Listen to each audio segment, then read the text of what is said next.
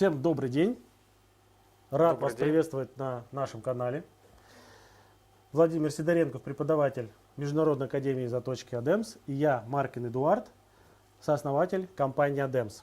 Сегодня мы расскажем и проведем презентацию станка ADEMS Full Drive. Сразу хочу сказать, что вы получите после просмотра данного вебинара. Первое. Всем, наверное, интересно, как делать деньги на станке ADEMS Full Drive. И в результате нашего общения в онлайн-презентации вы получите ответ на вопрос, как делать деньги всего на одном станке с помощью всего того, что мы для вас подготовили.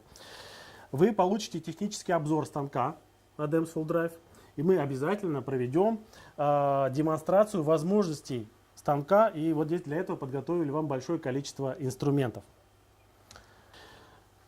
Мы с Владимиром постараемся и гарантируем, что в результате этой онлайн-презентации вы получите гораздо больше информации, нежели вы знали до нее. Вы получите конкурентное преимущество над теми, кто не записался, кто не в теме, и вы в числе тех, кто будет первыми на ступени совершенствования своего мастерства.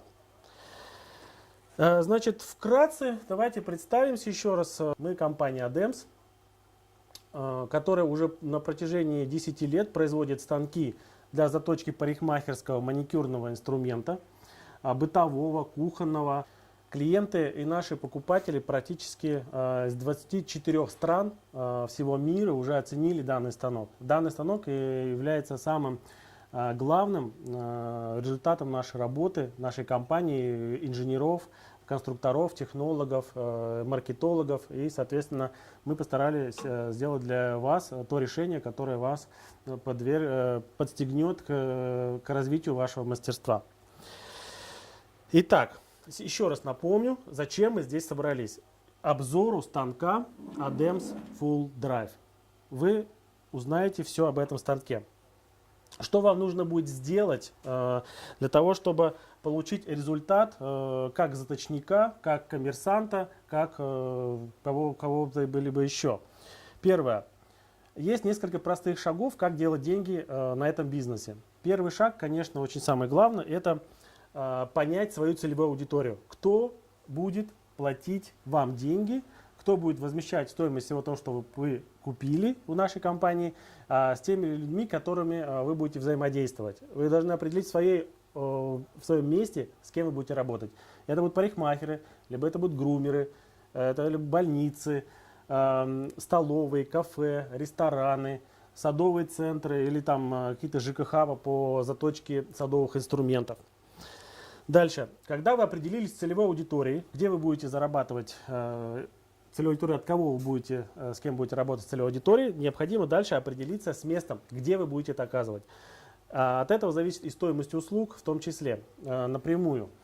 Первое, конечно, самый простой вариант, это вы затачиваете где-то у себя дома, на балконе, либо это арендованное помещение в торговом центре, либо это у нас по системе выездной заточки.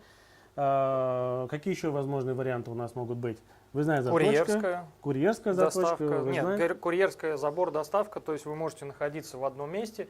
Если у вас есть ресурс, то вы можете находиться дома, либо в своем гараже, а у вас нанятый курьер просто вам забирает, привозит, вы затачиваете, и вы тем самым не теряете время. Место. То есть главное определить место, где будет быстрый доступ клиентов. Это может быть павильон на остановке в самом проходимом месте, либо место в торговом центре. Все зависит от стоимости аренды. Следующее, что нужно сделать, чтобы получить результат по поводу зарабатывания денег на этом станке, это, конечно же, получить знания. Знания по заточке того или иного инструмента, расти над собой как мастер, как профессионал своего дела. Мы это предлагаем сделать в нашей Международной академии заточки ADEMS. Да, и когда вы пройдете курсы, короткие, длинные, зависит от ваших возможностей, время посещения, вы получите знания. И эти знания нужно, получив, не растерять. Чем раньше вы начнете практиковаться в заточке, тем быстрее вы встанете на путь мастерства и достигнете каких-то определенных вещей. С каждым днем вы потеряете определенный процент знаний. Потому что свойство памяти к сожалению, человеческое, это забывать по истечении времени. Поэтому не ожидая, сразу нужно покупать станки, знания получать, приезжать сразу практиковаться. Ну, вариантов у нас несколько. То есть человек может приобрести станки до начала обучения, человек может приобрести станки во время обучения и на них же пройти обучение и забрать их с собой. Либо человек прям по приезду домой уже, как говорится, собирается с мыслями, то есть мы формируем уже окончательное коммерческое предложение, и человек, уже оплатив, получает станки и начинает практиковаться. Я не буду лукавить, ни одна школа в мире, в том числе и наша, ни за 5 дней, ни за месяц не даст того опыта, который вы приобретете в течение следующих лет. Любая школа либо академия дает старт, но стартовать нужно правильно. На данный момент услуга по заточке и индустрии красоты является растущим рынком. В связи с этим доля и потребность в заточке она только растет. Но профессиональных заточников, мастеров, которые делают именно вклад в развитие профессиональной заточки, их крайне мало. Все доходят до определенного какого-то уровня, да, начинают как-то более-менее затачивать, брать за это деньги и, соответственно, перестают развиваться. Путь мастера-заточника, он непрерывный, он постоянно должен идти вперед. Первое, это не бояться. Если вы встали вот на этот путь, наша компания, Академия заточки, поможет вам с выбором оборудования, с технологиями, которые проверены за 10 лет, поверьте. Хочу предупредить об одной вещи. Мы в этой области вращаемся очень давно. Мы можем говорить об этом часами, мы можем говорить об этом сутками напролет. И в рамках данного семинара мы не сможем, не семинара, а вебинара, онлайн-презентации, мы не сможем рассказать все. Мы, конечно, расскажем какие-то базовые вещи. Но обратившись к нам по телефонам на сайте adems.ru, вы можете задать нам вопросы, и мы вам расскажем об этом более углубленно. Вот, зная Владимира не первый год, он обратился к нам в компанию в тот момент, когда у него возник вопрос по заточке. Владимир, расскажите кратенько, как вот этот путь становления вас как мастера? Ну, в 2012 году я приобрел у вас первый станок, как раз станок ADEMS Full Drive, и целый год я... Подождите, но до 2012 года... До 2012 года как вы затачивали? Или вы не затачивали? До 2012 года у нас существовала уже на тот момент мастерская по ремонту обуви, изготовлению ключей, и мы занимались заточкой бытового инструмента и пытались это делать на обычных точилах.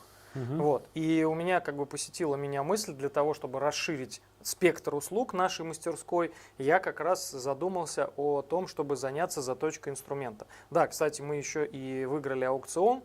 Но, извините, перебью, но немногие люди сразу переходят на станки. Кто-то умудряется затачивать, как говорят, на точилах, все остальное. Почему вы...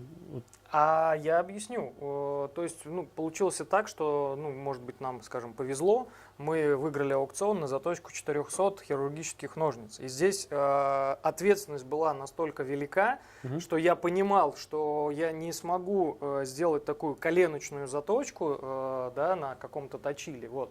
И я как раз обратился к вам, и один из первых станков это как раз был на базе ADEMS Pro 2.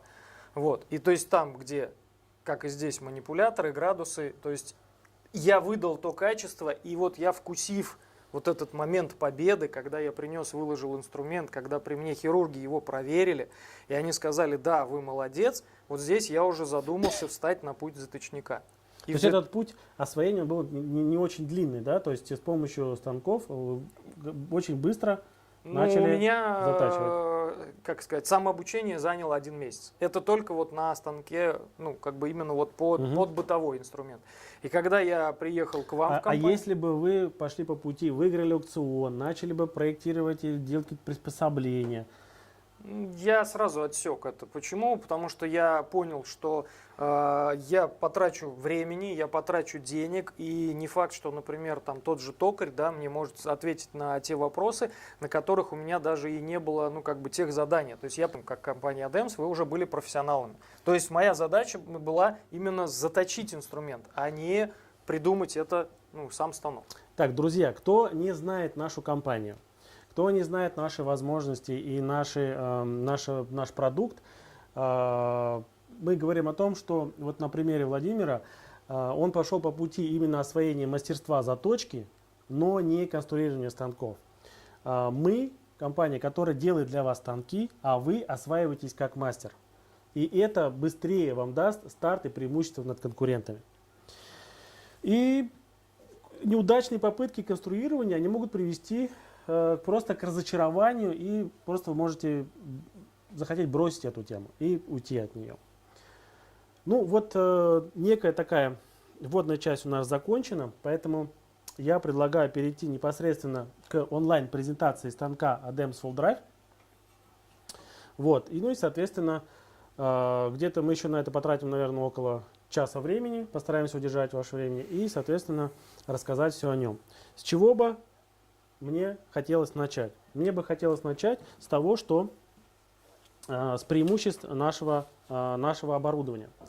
Мы компания, которая разрабатывает оборудование по принципу полного цикла. То есть мы сами его проектируем, сами придумаем, нам подсказывают заточники, и мы создаем эти станки самостоятельно. Вся наша идея заключается и реализовывается в это оборудование. Я хочу показать разницу, хочу вам объяснить разницу между нашим оборудованием и оборудованием конкурентов.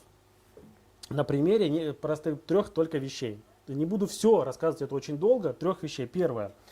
Никакой деревянный станок не обеспечит вам жесткость конструкции. Кто сталкивался с металлом, он понимает, что для выставления определенного угла, для выдерживания угла с переходом разного абразива необходима точность, необходимо отсутствие вибрации, и, соответственно, от этого зависит ваше качество. Сконцентрироваться именно на отсутствии вибрации и почувствовать тот инструмент, с которым вы работаете. Наши станки спроектированы таким образом, что у него идет жесткий металлический корпус, который имеет ребра жесткости, не позволяющие станку как-либо смещаться. Со временем данные станки не разбалтываются. Со временем данные станки не имеют люфтов, и потому что это жесткий металлический корпус. Он прослужит, ну, я не знаю, что должно случиться с этой конструкцией, чтобы она развалилась. Я не совсем понимаю. Были случаи, когда станки уходили на экспорт, и они приходили, к сожалению, их бросали, они были помяты. Но на функциональность станка это никак не повлияло. Итак, жесткий металлический корпус, который дает основу нашему станку. Следующий элемент. На примере внутренней части именно привода я покажу отличие нашего станка от станка конкурентов. Итак, первое. Все существующие модели на сегодняшний день, которые выпускаются не только в России, но и в мире, поверьте, мы знаем каждого своего конкурента.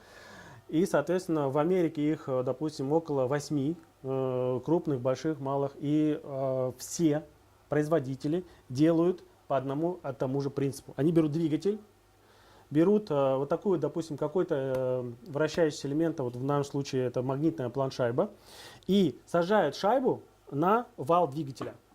И все. Дальше они это упаковывают в какую-то коробочку и говорят, все, станок готов.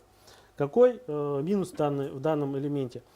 То есть это, конечно же, биение. Биение на планшайбе. Потому что двигателя имеют свой, так скажем, это наше решение. Я не говорю, что нет каких-то других решений по отсутствию биения, но наше решение немножко в другом. При такой модели установки планшайбы получается биение, поверьте. Мы изначально тоже проектировали станки именно по такому принципу, даже не по такому, ну там была у нас ставочка, и биение, мы боролись с биением очень долго. Чем мы отличаемся от конкурентов? Первое. Следующий элемент – это промежуточная промышленная опора. Это сложный, довольно-таки дорогой узел. Это, кстати, к обоснованию некоторые вопросы задают, почему так дорого. Потому что некоторые просто сажают на вал двигателя, а мы изготавливаем отдельный узел. В чем его преимущество? Я попрошу показать нам, Володя, я попрошу показать вам, возьму импровизированную указку и покажу вам. Вот, есть очень интересная импровизированная указка. Секунду, я даже не... Нет, все нормально. Вот смотрите, мы не устанавливаем напрямую магнитную планшайбу, не устанавливаем напрямую на вал двигателя. Вот существует вот такой вот узел, называется промоопора, в котором, как видите, раз, два, три, четыре, пять, шесть деталей. Что это дает? Вот этот вот у нас ось, вот эта ось, на которую устанавливается магнитная планшайба или другой какой-то абразив, через два подшипника, чтобы не было искривления в самой оси, и через эластичную муфту, вот так вот она выглядит, соединяется двигатель с вот этим вот, с этой осью через вот эту эластичную муфту. Что это дает? Я покажу это, ну, извините, покажу это на пальцах. Таким образом, два вращающихся элемента, которые, между ними есть мягкий материал, довольно-таки прочный. При любом искривлении он компенсирует вот это искривление вала двигателя, которое не передается в дальнейшем на вот эту вот ось. Оно не передается на эту ось. Таким образом, о биении... Вопрос. Да. Я правильно понял? То есть получается, что у нас внутри корпуса двигатель через муфту, он дает возможность только вращения. Только вращение. Соответственно, как бы мы все двигатель не те поставили, недоработки от завода-производителя при том, что ось, она может быть смещена, там не сделана достаточно. Да. Допуски у них, да. То есть, этого мы избегаем. Производители двигателей, каких мы разных использовали, у них есть свои допуски, которые к нам не подходят. Мы как бы боремся за качество и все остальное. Далее. Ось, вот эту, которую я показал, самая верхняя, она идет каленая, шлифованная. Таким образом, долговечность этого узла, она, ну, наверное, сравнима с корпусом данного станка. Вот это второе преимущество наших станков, станка DEMS Full Drive относительно наших конкурентов. Напомню, первое – это металлический корпус и жесткая конструкция. Второе – это применение промежуточной опоры. И самое главное, чего не делают другие производители, это именно манипулятор. Манипулятор для заточки парикмахерских ножниц. Вот так вот он выглядит. Манипулятор для заточки парикмахерских ножниц. И это довольно-таки тоже сложный узел. О его сложности вы можете понять. Из скольки элементов он состоит? Вот по нашему стенду. Вот дальше мы, если смотреть, вот это вот весь манипулятор, количество деталей. Общее количество деталей вместе с промопорой составляет 34 элемента. Каждый элемент проходит тройное качество, проверки на тройное качество соответствия. Каждой детали выдается талон качества на складе, и мы это дело очень жестко контролируем. Следовательно, манипулятор дает нам ряд преимуществ. Владимир, вот вы как заточник, скажите, пожалуйста, манипулятор с точки зрения клиента, с точки зрения потребителя этого манипулятора, что он дает?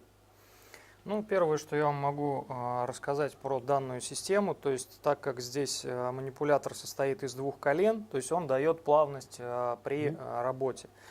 Здесь есть ручка держателя, то есть она здесь фиксируется вот с этой стороны. И мы можем легко установить непосредственно тот угол, который нам необходим при заточке. Дальше мы ее фиксируем, и здесь мы можем как фиксировать это уже направлением руки, ну имеется в виду зажим, и формировать классический угол заострения. Так при вот этом свободном колебании самого держателя ручки, то есть мы можем осуществлять формирование так называемого угла конвекс, да, или конвексная заточка. Вот. Также он скользит, то есть мы можем выбрать любое положение на относительно магнитного основания, то есть где у нас посажен абразив, то есть он опять же легко крепится, но это еще Эдуард не рассказал про это, вот, то есть я его установил. То есть мы можем выбрать то необходимое положение манипулятора, когда мы получаем либо коротенькие полотна, либо удлиненные, да, то есть поэтому он, естественно, вот по этой вот оси скольжения он также двигается. Удобство этого манипулятора, подытожу, заключается и держателя в том, что даже тот человек, который никогда не касался заточного мастерства и вдруг захотел этим заняться, он справится с заточкой парикмахерских ножниц. Именно парикмахерских, потому что по отношению к бытовым, ну, будем говорить, это вершина айсберга. Да? Это самый достаточно сложный технологический процесс по заточке парикмахерских ножниц. Пожалуйста. Так, какие еще есть элементы есть на данном станке? Соотношение, вот здесь установлен частотный преобразователь, который регулирует вращение Оборотов? двигателя, регулирует вращение частоты оборотов двигателя и управляет его направлением. То есть мы можем вращать в одну сторону и, не останавливая двигатель, переключать вращение в другую сторону, аверс и реверс. Это если мы затачиваем ножницы парикмахерские, я просто поправляю Эдуарда, то есть дополняю его. Если есть заточка ножниц для правши, а есть ножницы под левшу. Соответственно, вращение нам необходимо для правши по часовой, для левши против часовой. Да, и мы эту технологию, мы как бы ее преподаем, но вы можете использовать функционал нашего станка не только по нашей технологии, но и технологии, которую вы непосредственно, ну как сказать, вас кто-то научил, у вас был какой-то наставник, и, соответственно, вы можете применять это по своему усмотрению в ту или иную сторону. Так вот, одно из конкурентных преимуществ нашего станка – это управление частотой вращения плюс смена на магнитную платформу вот этих металлических дисков. Что это дает? Кто не знает и не сталкивался с заточкой парикмахерских ножниц, это довольно-таки сложный инструмент. И получается, что иногда нужно, в основном, чаще всего, нужно делать, так скажем, переходы от более грубого абразива для формирования режущей кромки, либо формирования какого-то внешней геометрии ножниц. Необходимо делать сначала на грубом абразиве, но с маленькой скоростью. Далее переходить к более мелкому абразиву, к полировальным материалам, но на более высоких скоростях. Таким образом, вот эта вот быстрота регулировки оборотов, которые вынесены сюда, плюс быстрая смена абразивов от более грубого к более мелкому с помощью магнитной платформы позволяет нам очень быстро обслуживать клиентов и затачивать инструмент. Это также является конкурентным преимуществом нашего станка. Одно из главных преимуществ нашего станка является освещение. Это очень важный элемент. Шутка. Так, что мы еще не сказали? Про комплектацию. Про комплектацию сейчас расскажу. И вот что бы я еще хотел добавить. Это универсальность данного станка. Первый момент. Вы можете его взять с собой. Вот за эту очень удобную ручку. Взять с собой и уехать на выездную заточку к другим в салоны красоты.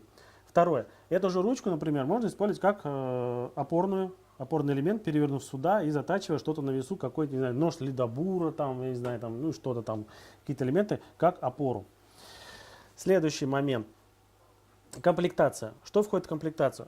Значит, станок поставляется, уже когда вы приобретете станок, поставляется в готовым к работе. То есть его не нужно настраивать. Нужно просто включить его в розетку, включить самый главный элемент, это освещение, одеть средства безопасности. Взять аэрозольный клей, наклеить наждачную бумагу. Да, мы говорим про респиратор, очки, потом, и, подготовить абразив, но станок готов, его не нужно отдельно настраивать, соединять с каким-то сервером, звонить нам, службу техподдержки, то есть все интуитивно, все очень просто. Что входит в комплектацию станка? Станок с манипулятором ADEMS Full Drive. Значит, далее набор расходных материалов для старта вашей заточки. Что это значит? Это сменные металлические диски, на которые вы приклеиваете различный абразивный материал. Сюда можно приклеивать, сюда можно приклеивать как абразивную бумагу, можно приклеивать сюда аэрозольный клей. Так, с помощью аэрозольного клея, да, я прошу. Он идет в комплект. Помочь, подвиньте, пожалуйста, мне вот кожу там и фетр. Вот. Ага, вот кожа и вот фетр. Да. Спасибо. Не только абразивный материал, но и полировальный материал. С помощью аэрозольного клея, входящих в состав комплекта станка, вы приклеиваете кожу. Кожа в комплект сюда не входит, но я просто показываю, для чего эти металлические диски. И, соответственно, можно использовать какой-то полировальный материал. А что сюда еще можно приклеить? Ну, это, наверное, зависит от вашей фантазии. Главное, чтобы было все это безопасно. Что еще входит? Сменные абразивные диски для начала работы. Далее шайба для крепления, допустим, алмазной чашки, дисков для заточки ножевых блоков. Вот, основное. Дальше прорезиненные опоры. Вы можете закрепить станок непосредственно к столу, либо установить прорезиненные опоры, чтобы он у вас не вибрировал. Далее, вот такой вот держатель для маникюрных кусачек, если вы хотели бы, так скажем, стартануть с более простого решения по заточке маникюрных кусачек. Не на весу, вернее, с определенным углом заточки маникюрных кусачек. Есть, конечно, очень много технологий, очень много возражений, всего остального, но я вам скажу, что кого-то это спасает. И мы не говорим, что это панацея от всех бед. Дальше. Для ровного приклеивания абразива, существует вот такой калибр. Устанавливаете металлический диск вот сюда, ну, это укладывается все на стол, наносится аэрозольный клей, приклеивается абразив, и у вас исключается следующий элемент. Вот такой элемент исключается. То есть вы не можете уже приклеить криво. И когда у вас вращение, у вас не будет вот такого эксцентрика. Казалось бы, мелочь, но поверьте, когда вы работаете в потоке, у вас используются различные, очень много разных материалов, любое отклонение от нормы, от запланированного какого-то результата, оно играет роль. Вот, я думаю, что я ничего не забыл. Если забыл, то это будет вам приятный сюрприз, когда вы купите станок. Что у нас дальше? Теперь давайте пробежимся. В общем, мы сейчас попытаемся рассмотреть все инструменты, которые мы можем затачивать на этом, и покажем, приблизительно покажем, как это делается. Опять же, мы говорим, что это у нас базовый вебинар, при котором мы расскажем только верхушки и азы. Это будет именно, что может данный станок. Первое. Главное назначение данного станка является заточка парикмахерских ножниц. Именно парикмахерских ножниц. Кто не знает, парикмахерские ножницы имеют довольно-таки, особенно конвекционные ножницы, имеют довольно-таки сложную геометрию. И с помощью манипулятора, ножницы разбираются, и с помощью манипулятора затачивается, у нас делается заточка режущей кромки, ну, только с одной стороны. Дальше, конечно, нужно применять по технологии там водные камни, но мы сейчас перейдем к этому. Итак, парикмахерские ножницы, раз. Далее. Технология ручной заточки с помощью алмазного диска. Это маникюрного инструмента, например, кусачек. Кусачек, можно затачивать маникюрные, наверное, ножницы, какую-то делать операции. Да. Вот они там лежат. Вот, дальше. Заточка твизеров. Вот так вот твизеры выглядят. Дальше. Пушеры. Пинцеты.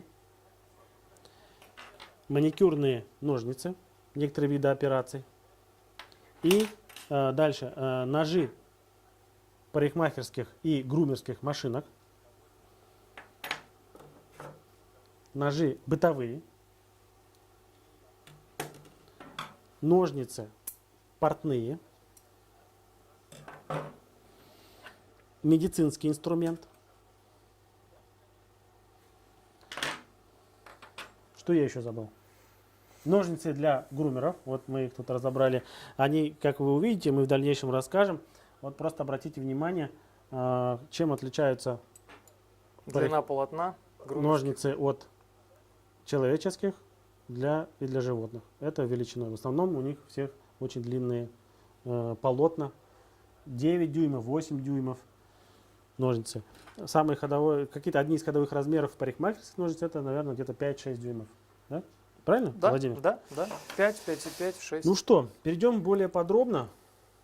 Покажем вам более подробно на примере парикмахерских ножниц, начнем с этого, да? Как приблизительно, очень быстро выглядит технология заточки парикмахерских ножниц? Владимир? Технология заточки парикмахерских ножниц. Ну, первое, что необходимо сделать, это разобрать ножницы. Обязательно проверить на лекальной линейке зазор полотна. И только уже после того, как вы это все сделали, вы можете приступить к работе по передней поверхности. То есть вы берете ножницы, устанавливаете их в манипулятор, вот, выставляете угол заострения, который необходим, вот, и уже выбрав момент, то есть такой, либо вы фиксируете сам манипулятор, то есть здесь вы выкручиваете его влево до упора, и таким образом не происходит никакого колебания.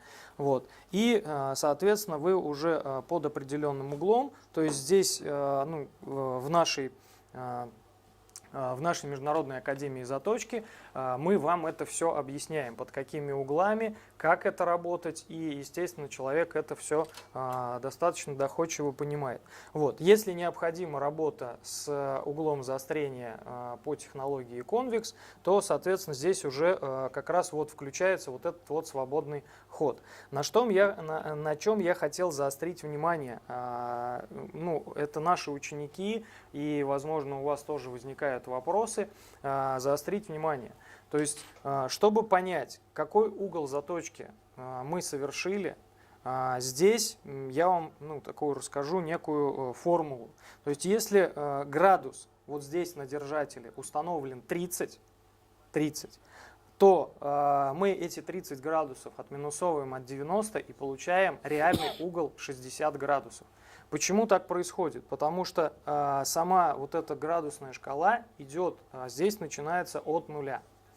То есть так как мы ножницы устанавливаем и заднюю поверхность мы ее видим, переднюю поверхность у нас касается к абразиву, и соответственно точкой отсчета у нас являются именно те градусы, которые мы здесь выставляем. Но реальный угол заострения мы получаем зеркально. То есть еще раз, 30 градусов здесь равен 60 реальному углу. Не путайте, пожалуйста, это, потому что если вы будете устанавливать здесь 30 градусов, и когда-то вдруг вы захотите в Инстаграме выставить пост, что я заточил ножницы под углом 30 градусов, то это будет неправильно. То есть, во-первых, ножницы парикмахерские, насколько показывает наш опыт, затачиваются от 38 градусов до 45, опять же, в промежутке, в диапазоне, то есть кто-то может сказать, вы ошибаетесь, на самом деле мы затачиваем, но, опять же, вот в этом диапазоне примерно. Поэтому вот таким образом работает сам манипулятор. Владимир, пожалуйста, покажите схематично, как затачивается конвекционная поверхность данного полотна, например, на примере одного абразива. Давайте заточим. То есть, например, мы выставляем угол. В данном случае я возьму самый, скажем так, тот угол, который мне сейчас попался сразу, это 45 градусов. То есть вот я установил под углом 45 градусов. То есть угол заострения конечный будет именно равен 45 градусам. Дальше вы касаетесь выбранной траектории соприкосновения с абразивом. То есть если, например, это короткое полотно, то, в принципе, можно ножницы выставить именно вот таким вот образом, где-то посередине. И вы начинаете вот таким вот выкручиванием, то есть, соответственно, я, в принципе, могу включить. То есть мы сначала режущую кромку, затачиваем? Здесь, опять же, то, что мы выбираем. То есть, если это полный конвекс, и нам нужно изменить геометрию или нам нужно изменить угол, то здесь я выполняю, в первую очередь, касание самим наличником. И только потом я уже начинаю выкручивать в сторону режущей кромки. То есть, касание в данном случае, хочу заострить ваше внимание на том, чтобы при заточке угла конвекс вы не стаскивали полотно на себя. То есть, чтобы полотно было всегда на вращающемся абразиве. То есть и вот таким вот движением, то есть единственное, что вы только следите, как раз у вас, ну опять же, это кому как удобно, кто-то держит правой рукой, сам держатель, кто-то левой рукой, вот, вы уже следите за подъемом. То есть режущая кромка, как правило, она не имеет, она не прямая, то есть она имеет некую дугу, поэтому вы, допустим, ну в моем случае я левой рукой чуть приподнимаю, либо опускаю, то есть таким образом я осуществляю покачивание полотна. И вот такими вот движениями, то есть я осуществляю Я саму заточку. для удобства поверну, чтобы люди могли... Да, вот, да, Эдуард, спасибо. Вот, то есть вот таким вот движением я осуществляю заточку угла конвекс. Если это полуконвекс, опять же, нас, наверное, сейчас смотрит ну, какой-то процент уже действующих заточников, то есть вы со мной согласитесь, да, то есть, что есть такой угол заострения, как полуконвекс. То есть мы уже не кладем в полный, ну, то есть мы не касаемся полной части наличника, мы выбираем, то есть уклон где-то в 5-7 градусов. И вот таким вот движением мы формируем угол конвекс. Если нам, опять же, необходимо классический угол заострения, то есть мы просто фиксируем, вот, влево, допустим, да, я именно выкручиваю, то есть фиксирую это правой рукой, и уже заношу абразив, то есть вы можете это заносить с пятки, можете касаться середины, но нежелательно, я вам не рекомендую касаться в первую очередь носиком и потом закладывать все полотно. То есть потому как мы можем ну, в конце заточки, да, так называемый, получить завал носика, вершины полотна. Вот, и то есть мы положили, и вот таким вот движением, опять же, покачиванием, не обязательно вытаскивать, потому что по технике безопасности, ну, это не совсем правильно. Хорошо, я поверну, чтобы вам было удобнее. Давайте мы практически покажем какой-то из элементов, просто чтобы люди видели реально, как это все делается. Ну, например, мне нужно сформировать угол заострения классической. То есть вот я включил. Опять же, в нашей Международной академии заточки мы также рекомендуем и все это даем под запись, какие будут обороты. Обороты это важны. Для этого здесь есть индикатор, и мы смотрим. Ну, например, я сейчас устанавливаю средний диапазон, где-то в диапазоне 850-900, и делаю заточку классического угла заострения. То есть вот я коснулся, довел до вершины, поднял, довел до вершины, и вот в данном случае я уже вижу, что у меня по всей длине режущей кромки появился заусенец. То есть я его вытащил полотно, посмотрел, то есть вот по всей длине режущей кромки сформирована фаска, то есть я ее вижу, то есть этим и характеризуется классический угол заточки. Если мне необходимо, как я говорил, сделать полуконвекс, то есть я вот таким вот движением, то есть аккуратно, чуть-чуть приподнимая сам манипулятор и не сильным покачиванием, то есть по факту я эту, ну будем говорить, ярко выраженную фаску из такой прямой поверхности я делаю ну как бы ее выпуклой, да, то есть в виде такой некой линзы. Ну и, соответственно, если я вот так вот буду делать покачивание, то есть я вижу то, что здесь уже фаска стала не прямой, а она стала выпуклой. Ну и дальше все то же самое полотно, на примере того же самого полотна, я уже вам показываю, то есть я могу как раз коснуться наличником, и вот в таком вот диапазоне я уже работаю с заточкой угла полный конвекс. Вот. Ну, естественно, мы контролируем прижим обязательно, да. Это мы, опять же, вам в Международной академии заточки объясняем, показываем. То есть вы всегда можете обратиться к нам для того, чтобы пройти это обучение у нас. То есть, ну и, соответственно, мы добиваемся полностью выхода на режущую кромку. Вот таким вот образом происходит заточка. И, повторюсь еще раз, значит, в процессе заточки необходимо менять абразив от более грубого к более мелкому. Заранее подготовленное по технологии разное количество абразивов на разных дисках помогает это делать очень быстро. В комплектации мы предлагаем, начало идет от 320 и заканчивается 2000. То есть вы вправе выбрать сами, какой вы абразив, на каком вы заострите внимание, но сам базис, то есть само начало мы рекомендуем с 320. Ну, наверное, это зависит от степени изношенности ножниц, от диагностики их или еще чего-то. Таким образом, как вы увидели, замена абразива происходит за считанные секунды. Итак, подобным образом затачивается у нас второе полотно, ножницы разбираются, дальше применяются водные камни, либо могут применяться другие технологии, которые мы вам чуть-чуть попозже покажем. Для диагностики также искривления ножниц, еще вот, Владимир, покажите, пожалуйста, брусок, зачем он нужен и как его использовать. Это брусок, ну, как бы у нас по номенклатуре он идет как контрольный брусок, то есть вы осуществляете именно контроль зазора полотна.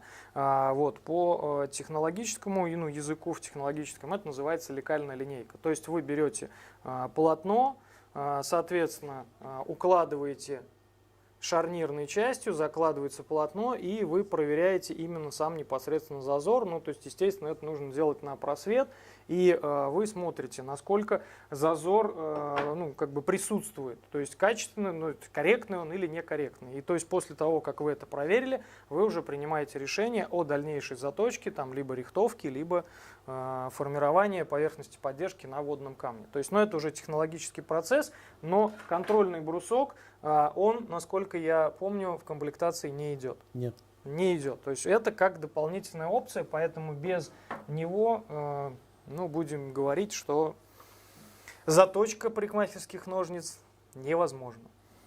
Да, и рихтовка парикмахерских ножниц в зависимости от вашего умения, в зависимости от материала самих ножниц осуществляется различными способами. Первый способ, самый простой, для недорогих ножниц, который имеет пластичную деформацию самого полотна ножниц, это именно вот такое вот устройство для рихтовки полотна ножниц, которое вы прикручиваете у себя в мастерской к столу, устанавливаете непосредственно ножницы вот сюда, ну и, соответственно, в зависимости от того, где нужно взаимодействовать с режущей кромкой, с полотном, вы, соответственно, делаете Также это. мы можем вот этот пин перекручивать, и тем самым мы будем влиять на определенные участки полотна. Да. Также, Владимир, пожалуйста, объясните вот назначение данного деревянного изделия. Это вторая часть рихтовки, которую также опытные мастера должны освоить в процессе заточки парикмахерских ножниц. Что это такое? Когда мы проверяем зазор на лекальной линейке полотна, и, к примеру, мы видим, что появляется перехват, точнее, есть перехват, а именно, что такое перехват? Это именно та часть зазора полотна, точнее, мы нажимаем, допустим, на полотно, и вот, допустим, в этой части просвет исчезает, а вот эта часть... Вот отсюда вот так вот покажу, будет удобнее вам видно. То есть, например, вот эта часть полотна начинает подниматься. То есть, соответственно, если идет подъем полотна от лекальной линейки, то это не очень хорошо. Не очень хорошо. Почему? Потому что в этой части режущие кромки видеть при смыкании друг друга не будут. То есть, соответственно, они будут уходить, ну, будем говорить, болтыхаться в воздухе. Вот. И нам необходимо сделать рихтовку. То есть мы работаем на, ну, в данном случае на пне. То есть пень этот дубовый. Соответственно, мы используем латунный молоток. Почему не металл? Первое, во-первых, мы не портим текстуру самого полотна, и второе, собственно, он более мягкий, ну, сам по отношению к стойкости самого полотна, и как раз мы осуществляем вот именно на данном... Не, наоборот, да, вот таким вот образом мы осуществляем рихтовку. Вот. Но сразу оговорка, сразу поправка. С рихтовкой нужно быть очень-очень крайне аккуратной. То есть, опять же, у нас в нашей Международной академии заточки ADEMS мы показываем, мы рассказываем и мы объясняем, каким образом можно от рихтовки уйти и что нужно делать, чтобы ее заменить. Но все равно рихтовку необходимо Владимир, выполнять. у нас поступают вопросы. Можно ли заточить здесь изогнутые ножницы? Да. Леонид Мельников, прошу, Владимир, кратенько рассказать, потому что вопросов много, контента много, нам нужно двигаться очень быстро. Да, допустим, вот мы в данном случае, ну, как бы у нас парикмахерских нет, но вот есть хирургически изогнутые ножницы. То есть в чем их отличие? То есть здесь вот, когда у нас, допустим, выгнуто вот сейчас полотно на меня, то есть здесь достаточно все просто. Вы коснулись нижней частью режущей кромки и проточили все полотно. То есть вот, когда вы это установили все в держатель, то есть, ну, допустим, вот я вам сейчас наглядно прям покажу. Вот, вы это установили в держатель, установили определенный угол заточки, и вот вы совершили как раз ну, то есть процесс заточки по передней поверхности. Вот. Основной момент, когда вы перекладываете, уже делаете, то есть заточку другого полотна, вот здесь нужно быть очень аккуратным, потому что здесь мы уже не можем сделать вот этого вот движения, да. Здесь нам нужно сделать вот такую вот протяжку, и потом мы вот здесь заканчиваем. Заточка на краю получается, да? Да, по факту мы работаем где-то 15, максимум 20 миллиметров от края, да. То есть именно вот конкретно для этого полотна, Таким где образом, заточить изогнутые ножницы Можно. представляется возможным, и Да. мы продемонстрировали. Следующий вопрос. Леонид Мельников задает вопрос. Чтобы сделать угол 35 градусов, насколько нужно выставить манипулятор? Еще раз повторю, Леонид, если вы хотите Может быть, заточить... вы ответили, просто вопрос... Нет, если вы хотите повторим еще заточить, да, если вы хотите заточить ножницы под углом 35 градусов, то на манипуляторе вам нужно букву R, ну вот в данном случае сейчас здесь она у меня стояла на 45, вам нужно увести до 55. То есть получается 45, 50, то есть вот по той формуле, по которой я вам сказал, чтобы вам получить реальный угол 35 градусов, вам нужно на держателе установить угол 55. Но, честно говоря, такой остроты режущей кромки, то есть именно такого угла заострения по передней поверхности, я бы вам не рекомендовал делать. Дальше. Еще вопрос от Леонида поступил. В чем отличие нового манипулятора от старого манипулятора? Значит, мы сейчас проводим онлайн-презентацию станка, на котором показываем обновленный манипулятор, который доступен уже к заказу. В базовой комплектации он не идет, но вы можете заказать отдельно держатель новый и вот эти вот 3 кольца. В дальнейшем станки, я сейчас не готов сказать, когда они пойдут в серию, возможно, ну, не готов, может полгода, может еще несколько месяцев. В дальнейшем мы сделали глубокую модернизацию манипулятора, закачиваем последние испытания, в которых будет вот этот узел держатель ножниц, который устанавливается, в который можно одновременно устанавливать ножницы, ну, то есть не меняя, как раньше, держатель, устанавливать ножницы как для левши, так и правши. Далее ось манипулятора, вот за счет данного держателя, ось манипулятора, она находится в одной плоскости вместе с ложементом, куда укладываются ножницы. Что это помогает в реальности? Чем это помогает? Когда вы затачиваете ножницы на манипуляторе, есть два варианта. Первый вариант, когда у вас ножницы более, так скажем, ходят при заточке конвекса, они более ходят по... Ну, значительно такой размах имеют. Некоторые говорят, что это не совсем удобно или как-то, но очень много лет мы так затачиваем, поверьте, это вполне достаточно. Человек привыкает ко всему, да. Мы, конечно, работаем, не стоим на месте, и таким образом с помощью этого манипулятора мы добились того, чтобы ножницы при заточке конвекса не ходили широко по наждачной бумаге, а именно вращались вот в этой вот плоскости. То, что показывал Владимир. Дальше. Кольца — это эргономические кольца для удобства держания, охвата и контролирования ситуации. И далее мы устанавливаем уже теперь не втулки, не подшипники скольжения, а именно подшипники игольчатые, подшипники качения. Вот в чем отличие данного манипулятора, нового манипулятора от существующей модели. Никаким образом существующий манипулятор или новый манипулятор, они не влияют на качество заточки. Все становится, мы растем, мы делаем все это удобнее, эргономичнее, ну и, скажем, не стоим на месте. Все это направлено на улучшение потребительских свойств. Вот, значит, насколько хватает абразивной бумаги, задают еще вопрос наши слушатели. Я кратенько отвечу. Все зависит от степени износа дальше материала самих парикмахерских ножниц, да? Да, Владимир? Ответ нашим уважаемым участникам. Да, тут.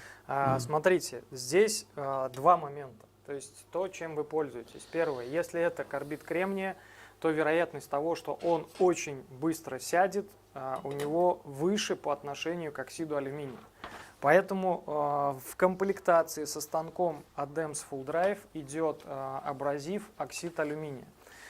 Что рекомендую я, когда вы приезжаете в нашу Международную академию заточки ADEMS обучаться, что я объясняю. То есть, допустим, вот базовая шкурка абразив 320. То есть он не обрабатывается, допустим, ацетоном, ну как я это рекомендую, и не устраняется именно те налипы металлической стружки. То есть, соответственно, мы его, как правило, устраняем с металлического круга. А вот последующие абразивы 600, 800, 1000, 1200, 1500 вы можете взять ацетон, ну, скажем так, пропитать ватный диск и устранив вот эти вот налипы, вот эту металлическую стружку, потому что там вот как раз она забивается, вы можете продлить срок службы вашего абразива. Ну, если вы понимаете, что у вас принесли кучу ножниц и вы хотите ну, не терять время на переустановку, вы можете просто протереть именно ацетоном. Но, еще раз повторюсь, оксид алюминия работает дольше, карбид кремния работает меньше по стойкости.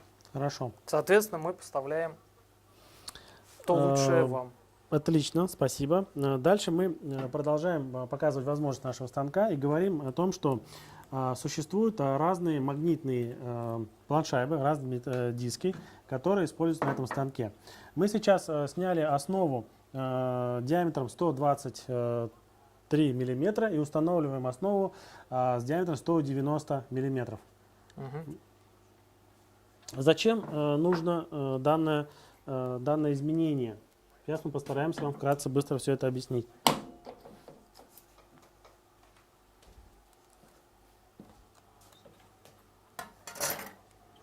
Ну вот как вы видите, вот в чем разница. Это именно увеличение поверхности, рабочей поверхности для каких ножниц, Владимир? Для грумерских. Мы их вам в самом начале показывали. Вот такие вот грумерские ножницы, это шанкеры. Вот. Это неотъемлемая часть каждого, ну, скажем так, каждого и любого грумера. Вот, то есть данные ножницы 8,5 дюймов. Соответственно, для того, чтобы нам не делать каких-либо сильных переходов, колебаний или вообще, как говорится, манипуляций, то есть вот мы можем осуществлять заточку, чуть сместив, допустим, именно относительно вот этой вот оси, то есть вращение у нас идет из-под режущей кромки, и вы видите то, что я могу положить нижнюю частью режущей кромки и до самой вершины полотна его отработать. Причем вот этих вот растаскиваний ничего не делать, и тем самым я увеличиваю КПД. Да, и вот если бы у заточки. нас стоял диск на 150 миллиметров, как бы это выглядело?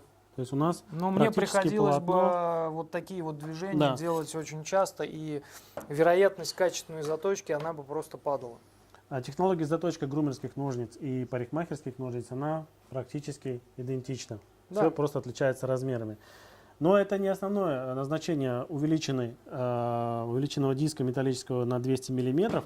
С помощью этого диска можно также затачивать у нас, Бытовые ножи? ну, например, вот такие вот длинные бытовые ножницы, которые, возможно, некоторые разбираются, как Ну, которые я это нет. просто сейчас не показываю саму установку, то есть здесь, в принципе, такой же принцип, то есть мы можем сделать, ну, то есть максимум вот мы можем чуть-чуть смещать на себя, вот небольшое как бы вытаскивание, вот, либо, вот как я сказал, не вот в этой оси, а чуть-чуть левее мы смещаем и делаем вот такое вот движение. Так, далее. Это именно заточка ножей. Ножей, опять же, мы говорим о заточке ножей. Ну, Компания ADEMS, можно я про, Да. как бы, да, скажу. Компания ADEMS не, как сказать, не рассматривает установку ножа в данный держатель. То есть подача ножа, это уже наше такое, ну не авторское, конечно, но тем не менее, подача ножа идет вручную. Но давайте тем не я менее, включу, да, какой да, сколько пожалуйста, оборотов. вот сюда. Мгм. То есть вот мы включаем, делаем подачу. Я, ну, как бы такую вам расскажу, такой некий лайфхак, то есть каким образом определить угол заострения, то есть угол заточки на сторону. То есть вот я беру большой палец, устанавливаю примерно, то есть вот обух сюда на середину большого пальца и кладу, соответственно, то есть, ну, прислоняю палец к абразиву и укладываю сам нож. То есть вот примерно вот этот угол будет равняться, ну, примерно где-то 18 градусов на сторону. То есть, ну, в пределах, опять же, да. И то есть я понимаю, что когда я уже отточил вот это вот прижим, я уже пальцы не кладу на сам абразив, а я их кладу чуть выше. Но, тем не менее, уже память мышечная в руках есть. И вот таким вот движением, то есть обратите внимание, да, то есть нож, ну, как бы, чтобы получить... Покажем? Да, чтобы получить однородной высоты фаску, то есть обязательно необходимо сделать вот подъем вот на этом вот участке. То есть мы обязательно поднимаем. И вы получаете по факту однородной высоты фасочку. То есть вот таким вот образом это все происходит.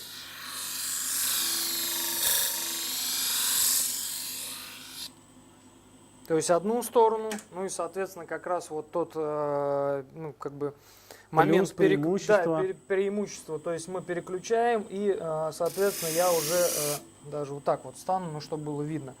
То есть, соответственно, я уже вот здесь вот таким вот образом это делаю.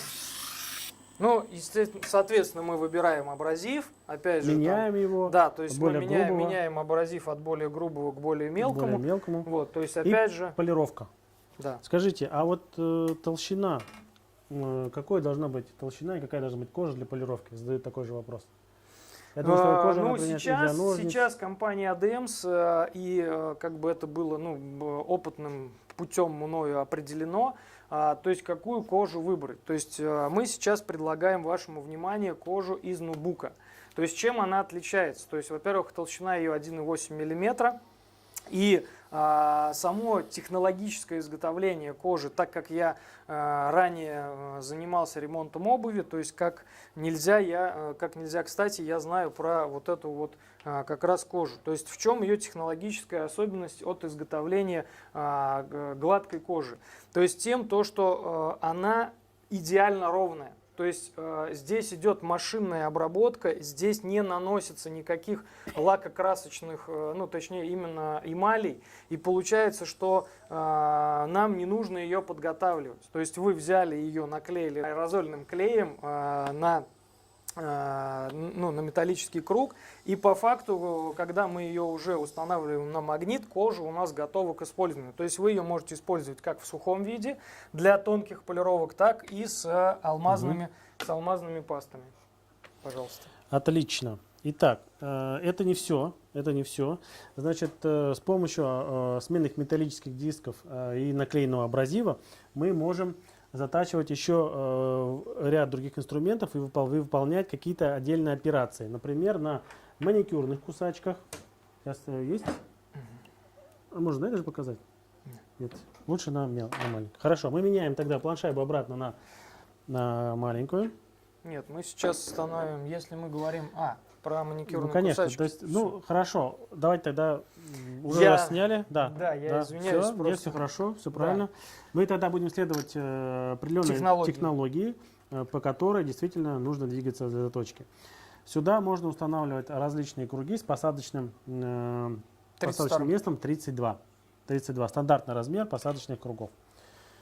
Итак, Владимир, маникюрные. Ну, одна из операций у маникюрных кусачек. То есть, соответственно, мы можем установить кусачки, точнее установить сначала абразивную тарелку, чашку, тарелку, то есть то, чем вам удобно пользоваться, но именно с 32-м посадочным местом. И вот таким вот образом, то есть вы можете это держать как на руках, так и с помощью, где этот держатель, вот он закрыт. Вот. Также вы можете сменить вот это вот, убрать держатель полотна парикмахерских ножниц, его сюда установить и, соответственно, его закрепить сюда, и уже используя манипулятор, то есть под определенным углом, вы можете давать подачу. И маленькое пояснение, что все-таки угол, там же есть также вопрос по поводу выставления угла. Шкала на манипуляторе данного станка используется исключительно для заточки парикмахерских ножниц. Да. И только для этого. Что касаемо всего другого инструмента, то угол выставляется мастером самостоятельно, определяется и, соответственно, исходя из опыта своей Здесь работы. я бы даже сказал не из опыта работы, а исходя из того, что нам предложил завод-производитель. Потому что передняя поверхность, она может быть либо очень вогнутой, либо практически прямой.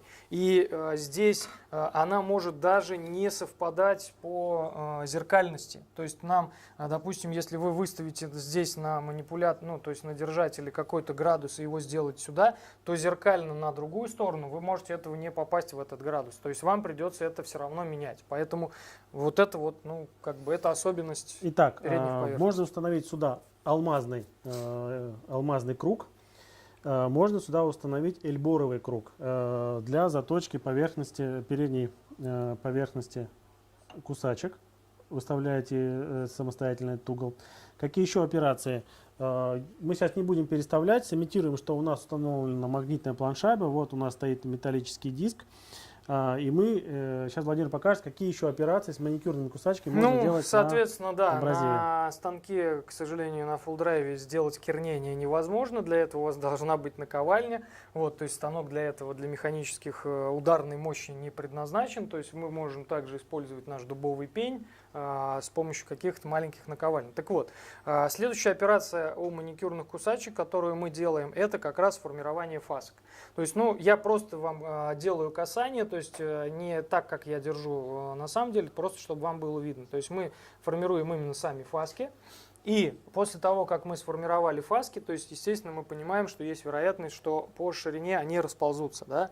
И далее мы можем уже, там, положив вот так руку, зафиксировав, то есть также, да, мы можем формировать именно формирование толщины самих фасок. Это уже по задней поверхности, по так называемым щечкам. Потом мы можем делать калибровку, то есть съем с обуха, калибровку носиков. То есть по факту мы на станке Full Drive можем сделать все операции, за исключением одной, это за исключением расточки сустава у кусачек. Итак, пушер. Пушер. Прекрасно. То есть мы можем также его здесь затачивать, то есть также вот мы можем именно формировать по задней поверхности. Потом мы можем также, ну это я, к примеру, показываю, что у нас уже наклеен, допустим, фетровый круг, то есть мы его сюда как бы сменяем, одеваем на магнит, и мы уже можем делать полировку, там притупление то есть, ну, естественно, фетровый круг у нас будет, ну, как бы забит алмазной пастой. Да, то есть, опять же, это все в комплекте не идет, это все отдельно. Но вероятность и возможность заточки данного инструмента здесь возможна. Так, далее у нас, Пинцет. пожалуйста, пинцет. То есть также вы можете осуществлять заточку пинцета. Опять же, здесь очень удобно, когда нам необходимо увидеть соприкосновение самих фасок для их обновления. Вот, мы можем вот так вот наклонить, то есть вот это вот как бы наклонный...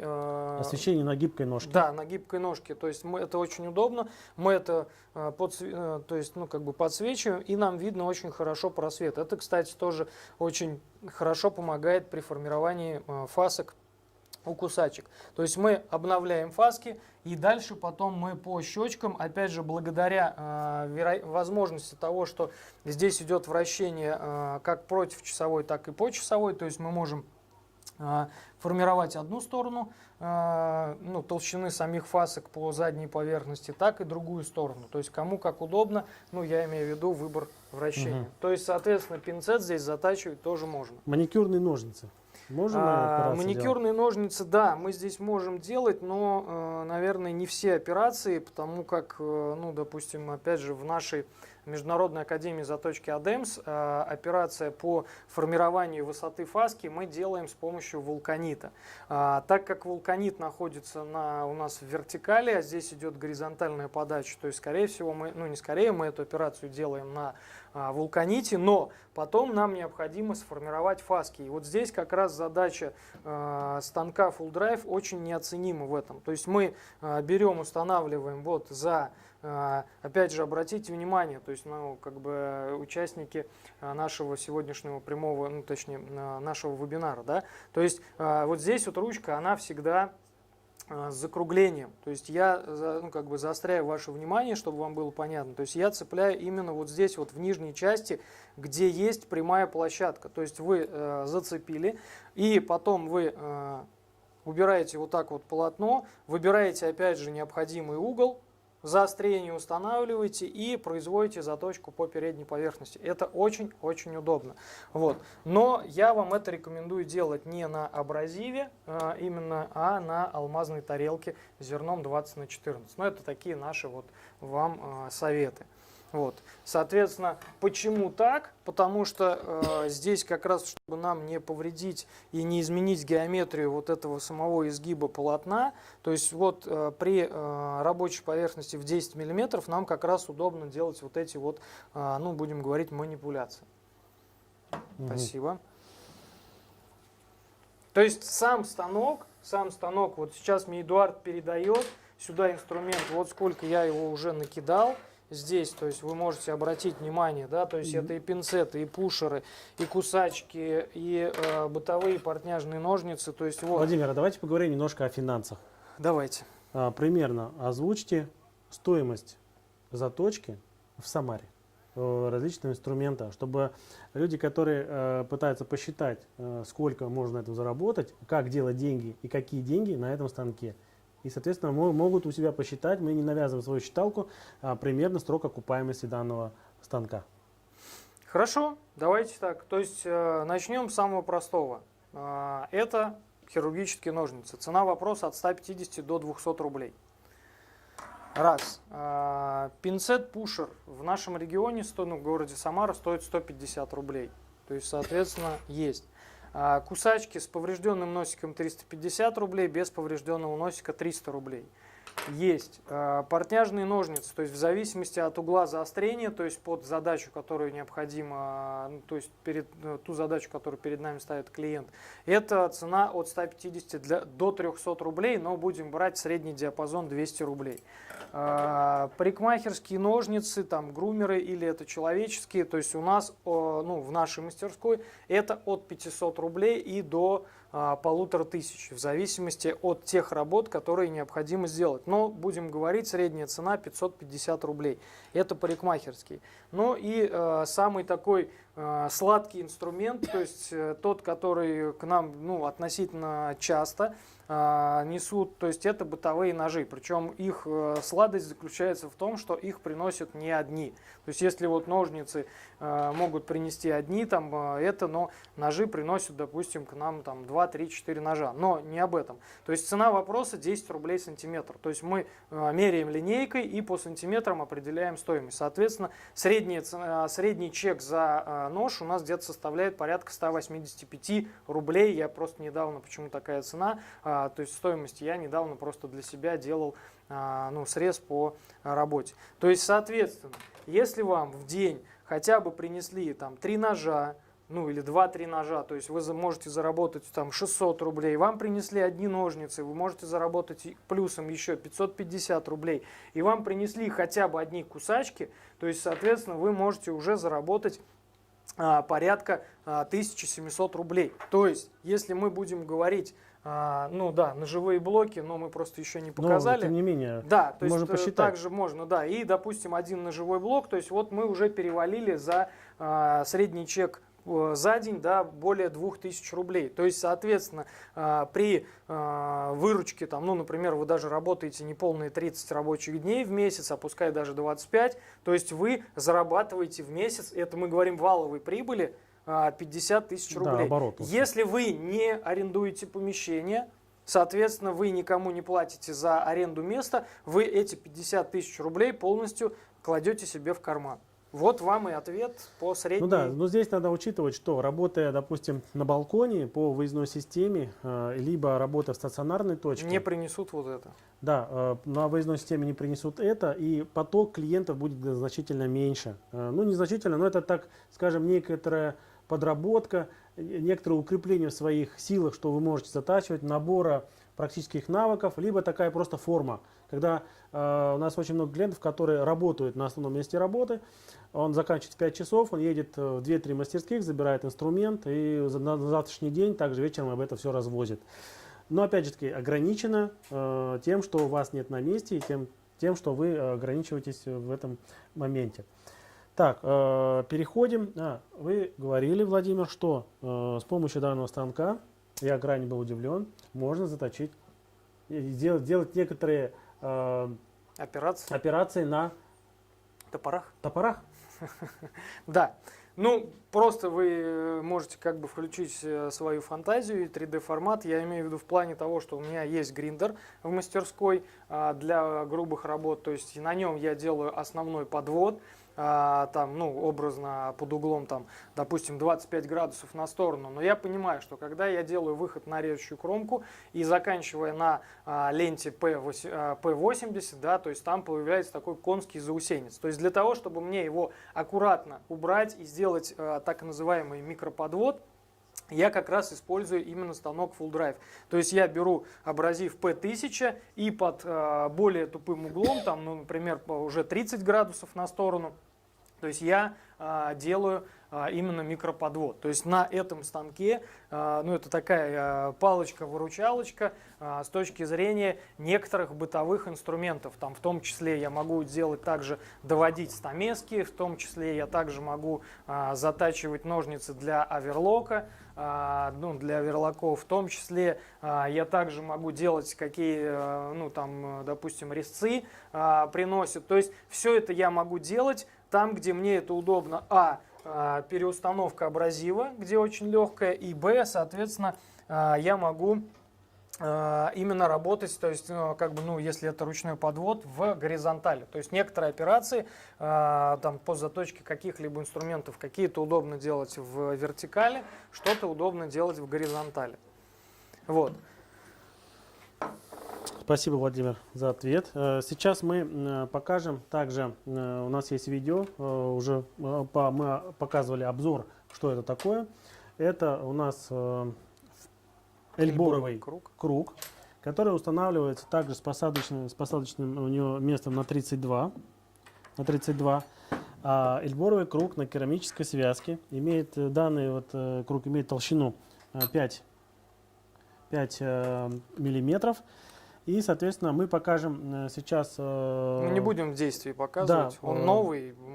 Да, он достанется кому-то из наших клиентов, которые захотят приобрести его. Но мы покажем, как можно его использовать для улучшения, убыстрения, ну, уменьшения скорости или каких-то таких операций. То есть, что можно делать на этом эльборовом круге? В данном случае зерно здесь идет 40 на 28. Да, я понимаю, что это не самый мелкозернистый абразив, но как бы по рекомендациям завода-производителя это уже идет предфиниш. Но для, допустим, финишной или, как назовем, финишного формирования поверхности поддержки у парикмахерских ножниц, эта абразивность не подойдет, то есть она оставит очень грубую насечку. Так вот, но когда, допустим, у нас идет большой поток ножниц, и зачастую еще, опять же, то есть часто к вам в мастерскую приносят грумерские ножницы, то есть для меня это палочка-выручалочка. Перед тем, как мне приступить к заточке, то есть я формирую поверхность поддержки именно вот на этом круге. То есть обратите внимание, что здесь идет полностью расположение, то есть даже если, ну, вот эти вот ножницы 8,5, то есть если это будет там девятки либо десятки, то есть в принципе они тоже уместятся, и мы можем сформировать качественная поверхность поддержки. Конечно, вы сейчас скажете, там может расшириться носик, может увеличиться вообще в принципе она, но это мне и необходимо. То есть мы на прошлой неделе с Эдуардом презентовали наше революционное устройство для хонингования. И как раз если я вижу то, что ножницы, особенно вот при такой длине, поверхность поддержки очень сильно расползается, то есть я сначала делаю черновую обдирку, потом выполняю хонинг, хонингование, да, вышлифовку, и уже финиширую на водном камне. То есть мне это здесь крайне удобно. Устройство для хонингования задней поверхности парикмахерских ножниц вы посмотрите в описании Ссылка будет в описании к данному видео. Так, что используете опасную для бритву. опасной Да, бритвы? опасную бритву. К сожалению, мы не смогли так быстро ее найти, но... Может быть, на примере да, ножа? на примере, давайте на примере ножа, да. То есть вот вы представляете, к примеру, то, что есть некая длина опасной бритвы. Они приходят, как правило, в очень грустном состоянии, с очень большими сколами, особенно те, которые приносят, например, там, которые покупают где-то на рынках, там, на птичке, так называемых, да, то есть на каких-то развалах, то есть именно такие бритвы а-ля, именно СССР, да, вот. Так вот, для того, чтобы это сделать, допустим, я адаптировался и я научился это делать именно здесь, то есть, к примеру, причем у опасной бритвы длина режущей кромки, она примерно вот такая, то есть получается, что у меня опаска ложится полностью вся именно здесь, и я выбираю режущую кромку, чтобы она у меня была вот, по радиусу, да, окружности. И вот таким вот образом, то есть я ее просто закладываю и делаю, опять же, это грубую, то есть именно обдирку. То есть вот таким вот образом. Причем я могу это сделать как от режущей кромки, так и на режущую кромку, потому что мне это здесь позволяет.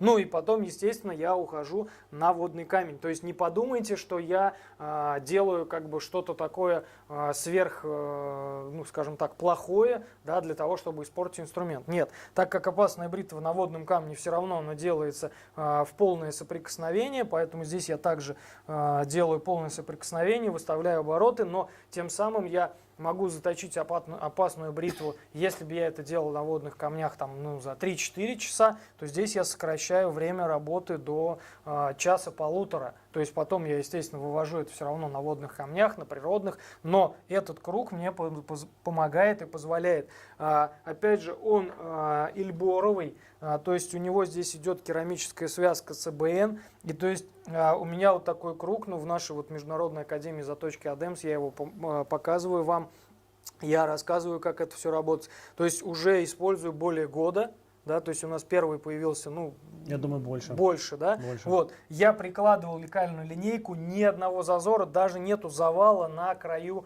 окружности. То есть это говорит о том, что стойкость данного абразива очень высока, и даже при том, сколько я уже инструмента на нем заточил, также вы можете посмотреть ценовую политику, ссылку, я думаю, да, мы прикрепим, также, то есть, чтобы люди могли посмотреть это. Вот, просто, когда человек говорит, ой, это дорого, то, ребята, извините, я столько на нем... Вы имеете право так думать, да. Мы нисколько не претендуем на ваши мысли.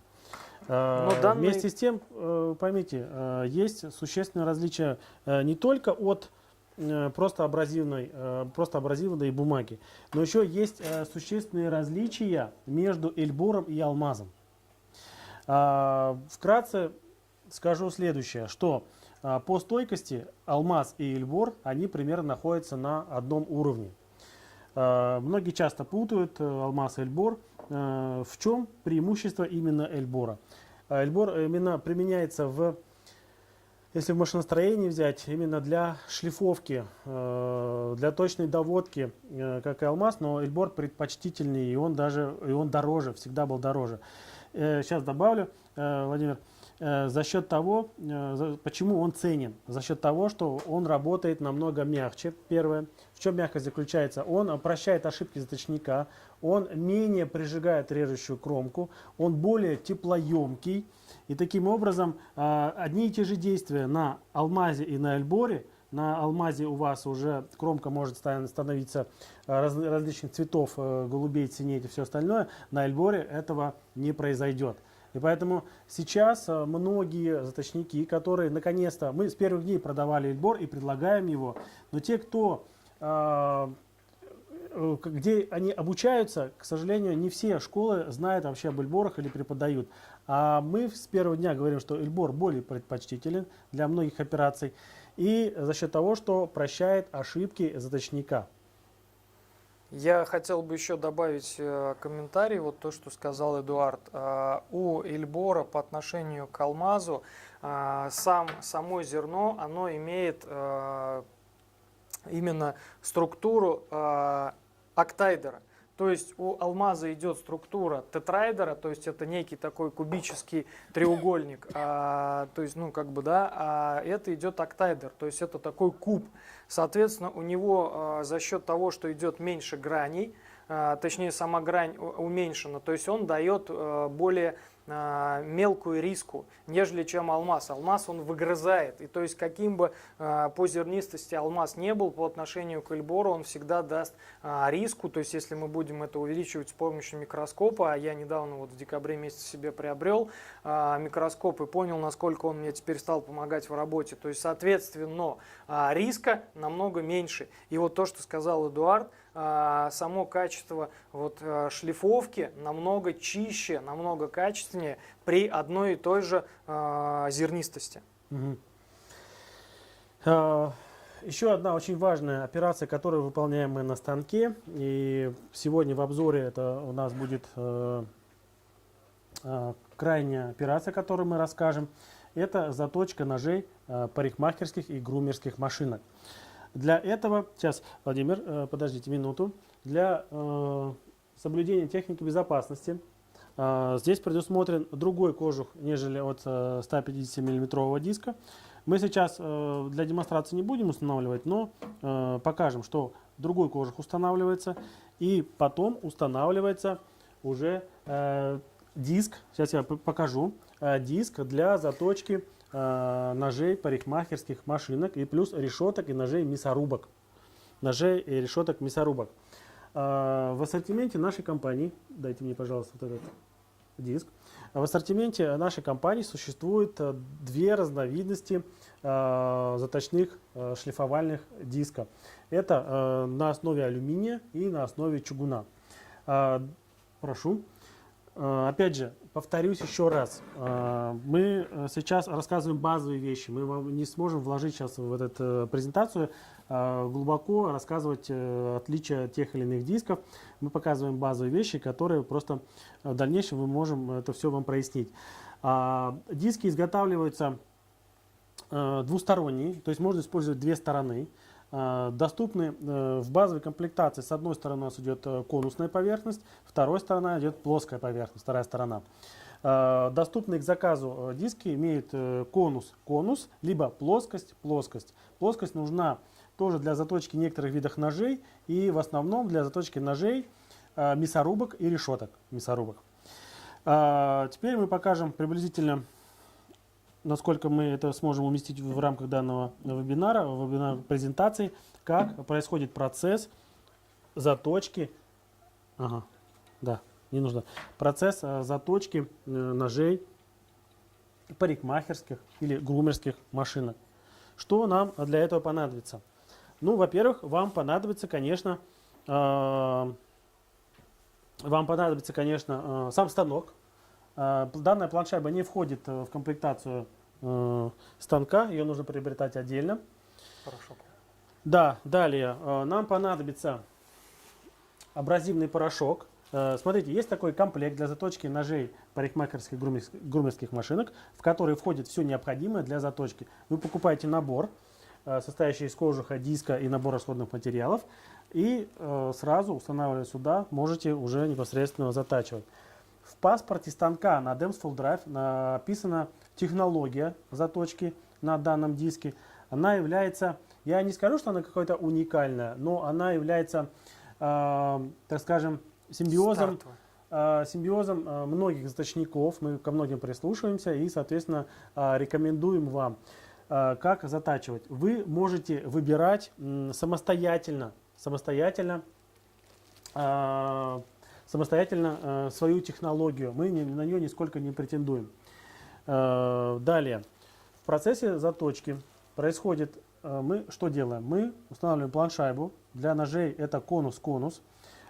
Каждая планшайба имеет балансировку перед отправкой, проверка на отсутствие биения и маркировку стороны, где является конус, где это плоскость, и даже с указанием градуса, какой градус здесь сейчас на плоскости. Опять же, по некоторым данным, многие заточники используют разные углы для разных типов ножей. Есть ножи типа А5, есть ножи с регулирующим плавающим ножом Adjustable Blade, есть ножи какие-либо еще. И таким образом мы, расширяя универсальность станка Full Drive, мы говорим, что, пожалуйста, экспериментируйте с разными углами, с разными технологическими какими-то последовательностями, с разными порошками и все остальное. То есть мы стартуем с какого-то базового набора, с которым мы точно гарантируем, что у вас получится при соблюдении определенных действий. Итак, что нам для этого нужно? Нам нужна шлифовальная жидкость. Жидкость нужна для того, чтобы мы ее наносим сюда в небольшом количестве. Нужна для того, чтобы смочить поверхность диска для удержания абразива. Далее абразив наносится на планшайбу. Абразив у нас используется оксид алюминия 240, F240. В номенклатуре нашей компании есть другие порошки, доступны на сайте, вы это все можете посмотреть. Опять же, для чего разная зернистость порошков? Опять же, все зависит от типа инструмента. Например, если у вас тип инструмента и износа инструмента, если у вас сильно изношенные ножи парикмахерские, то, возможно, понадобится предварительная обработка ножа на более грубом абразиве, чтобы снять определенный слой металла, чтобы недолго с этим, так скажем, возиться.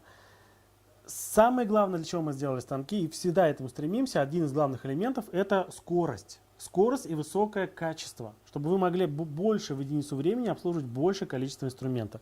Таким образом, мы смочили планшайбу специальной шлифовальной жидкостью, входящей в комплект данного набора.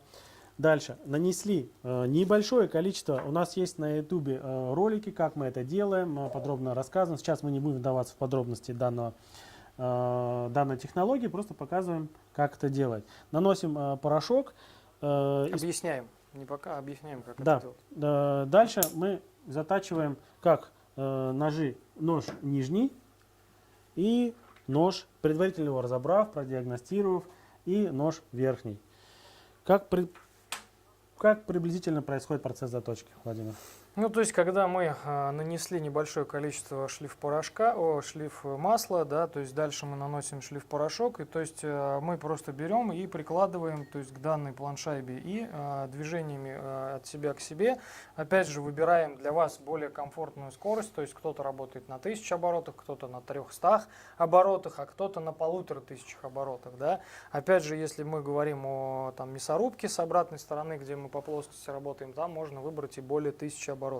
Но сейчас о ноже. То есть мы его затачиваем, просматриваем, то есть ушла ли выработка, и уже принимаем решение, то есть там и просматриваем через увеличительное стекло, если ну, там, вы пользуетесь лупой, то вы смотрите, то есть появились ли заусенцы и достаточно ли вы уже произвели обработки. То есть, соответственно, потом мы берем уже плавающий нож, и, собственно, таким же образом, то есть мы его цепляем и делаем обработку. Ну, я рекомендую, опять же, в Международной академии заточки ADEMS мы вас обучаем, и мы предлагаем именно работать с двух рук. То есть не работайте с одной руки, потому что удерживать одной рукой при оборотах, то есть достаточно сложно. Опять же, по поводу вращения, вы также можете для себя выбрать комфортное. То есть вы будете работать либо на режущую кромку, либо от режущей кромки. То есть, ну, как уже, как говорится. Да, определяется. Да. Вы самостоятельно определяете, либо мы вас в Академии заточки научим. Очень важно понимать расположение ножа на самой планшайбе, давление на эту планшайбу, ну и, соответственно, элемент геометрию, не геометрию, а направление движения данного ножа. Вот эти несколько элементов, ну и дальше по каким критериям нужно контролировать, сколько нужно затачивать, какие последовательности дальнейших операций, чтобы получить тот результат, который удовлетворит вашего клиента, парикмахера, либо грумера. Надо сказать, что для грумеров здесь вообще очень такой подход должен быть более щепетильный. Поэтому, что человеческие волосы стригутся, они более толще, соответственно, здесь, возможно, достаточно какого-то количества операций, то для грумеров их нужно сделать больше. Нужно контролировать и точно знать, что вы довели нож до того нужного результата. Здесь можно комбинировать планшайбу, либо алюминиевую, либо чугунную, кто на чем привык работать. Опять же, у нас станки универсальные под разные технологии. Далее, и как элемент контроля мы используем как микроскоп. Мы смотрим на износ, так скажем, поверхность шлифовки. И также используем чугунные притирочные плиты. Вот это вот все, да, ну, соответственно, на чугунных плитах различные пасты, в зависимости от, опять же, крупнорогатый скот, овцы, собаки крупные, так скажем, с толстым, ну, с крупным волосом, с толщиной волоса, либо это такие даже как пуховые собачки, у которых очень нежный подшерсток. И вот для каждого типа среза, да, ну, до максимального, чтобы довести, необходимо в этом разбираться и понимать. Мы говорим, что и гарантируем, что с помощью данного диска для заточки ножей парикмахерских машинок и с помощью станка вы на 90% заточите без всего дополнительного, но в некоторых случаях нужна доводка на чугунной плите. Например, кто-то скажет: не надо мне вот этого всего, у меня есть чугунная плита, я беру ножевой блок и с помощью определенных траекторий движения, у каждого своя, каждый там вкладывает в какой-то определенный смысл. Я нисколько не сомневаюсь в правильности этих действий, но давайте говорить о том, что о времени. Время заточки одного ножевого блока, сильно изношенного на чугунной плите, оно будет гораздо выше, чем на станке. Таким образом, если у вас очень убитый, изношенный нож, потому что если стригут каких-то собак, у них грязных, в волосах есть камни, какие-то посторонние предметы, собакам пыль, собак не всегда можно там промыть, они не могут не даваться, а кто-то вообще там может быть не помыть собаку, начать стричь. Таким образом, ножи грумерские очень быстро изнашиваются, и их нужно чаще затачивать, но и также их нужно затачивать более тщательно, чтобы... Комбинировать просто быстрее.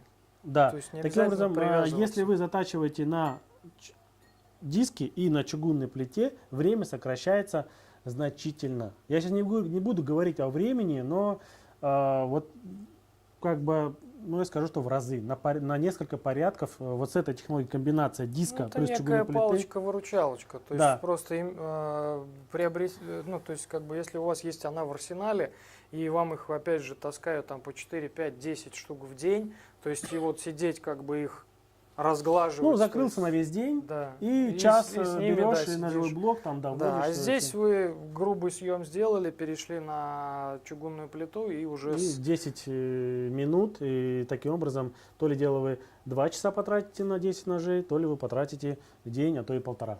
Ну, Так, правильно? да. А клиенты идут, инструмент несут. Правильная, хорошая, раскрученная мастерская, это все-таки, когда клиенты к вам идут, и инструмента много. Инструмента много.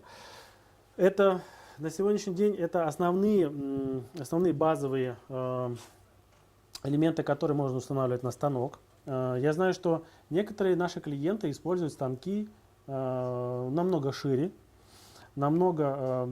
затачивают на них еще какие-то другие инструменты. Ну что, Владимир, давайте ответим еще на ряд вопросов, которые у нас осталось. Ну вот, например, Леонид Мельников спрашивает, на каких оборотах делается микроподвод? Возможно, он имел в виду какого-то инструмента, но сейчас сложно, наверное, сказать, да, какого инструмента. Ну, если мы рассматриваем именно то, для чего нам необходим сам станок, а именно парикмахерские ножницы, то микроподвод я делаю от 500 до 600 оборотов. От 500 до 600 оборотов. Почему не сделать правильную градацию на манипуляторы, чтобы не заниматься математикой? Начнем с того, что каждый человек, он очень охотно использует то, что ему понятно, и он всегда идет по линии наименьшего сопротивления. Производя какие-либо детали на этом станке, мы их, конечно, улучшаем. Мы делали и так, и эдак, по-всякому, но пришли к тому, что, опять же, пообщавшись с многими источниками, которые уже опытные, не только с российскими источниками, но и из других стран, ближнего зарубежья, дальнего зарубежья, мы пришли именно к той модели манипулятора, которая наиболее правильная и намного востребованная. Вот. Таким образом, что касаемо математики, ну, давайте начнем с того, что математика это неплохо. Это, например, тренирует ваши мозги. Начнем с этого. И это тоже хорошо. Второй момент, это просто удобство. Когда вы привыкнете к этому методу подсчета, я думаю, что после первых-вторых ножниц, поняв логику и ее пропустив через себя, вы быстро это поймете. Опять же, мы не претендуем на то, чтобы... Мы не можем подстраиваться под каждого значника, мы стараемся работать по закону Паретто, что 20% усилий дает 80% результата. Если основная масса людей говорит о том, что для получения результата необходимо именно вот так, мы делаем вот так, мы прислушиваемся к ним, к источникам, к Владимиру и к другим источникам, которые с нами работают. Я думаю, что я ответил на ваш вопрос. Дальше. Смотрите, есть вопрос по касательно набора расходных материалов. Значит, набор расходных материалов. Значит, размер дисков и набор расходных материалов, особенности комплектов. У нас в составе поставки станка, в базовом комплекте, есть наборники, в которые входит, как я уже говорил, аэрозольный клей, входит 5 металлических дисков, на которые наклеивается абразивная бумага. Далее входит калибр, опоры, входит шайба для крепления диска для различных дисков и также треугольник для заточки маникюрных инструментов. Вот это базовый набор. Возможно, что-то забыл, но, соответственно, несущественно. Это базовый набор 150 мм. Магнитная планшайба установлена на 123, диск стоит 150. Отдельно нами разработаны наборы расходных материалов на 3, 6, 12 месяцев. Они отличаются составом, отличаются увеличенным количеством расходных материалов. Мы не знаем, какая у вас будет загрузка вашей мастерской, либо вы действующий, вы сами выбираете. Подробное описание самих наборов, оно доступно на сайте. Я думаю, не составляет труда посмотреть самостоятельно данное описание. Дальше. Еще раз повторюсь. Значит, существует два предложения, два решения от нашей компании по магнитным дискам на 123 и на 190 миллиметров. Для чего это сделано? Для установки дисков на 150 и на 200 миллиметров, чтобы мы могли затачивать ножницы или маникюрные инструменты, например, 5-6 дюймов на 150 миллиметровый, и ножницы для грумеров. Ножницы для грумеров мы затачиваем, например, я думаю, что это дюймов, наверное, 9, да? 8,5. 8,5 дюймов для заточки именно длинных инструментов. Дальше ножей бытовых, все остальное. Таким образом, 200 мм и 150 мм. Вот чем отличается у нас. Но это опцион, который нужно приобретать отдельно. Ну что, всем до свидания. Спасибо всем, кто был на нашей презентации. Спасибо, что уделили нам время. Спасибо Владимиру. Спасибо всей нашей команде. Всего доброго и до новых встреч. До новых встреч. До свидания. До свидания.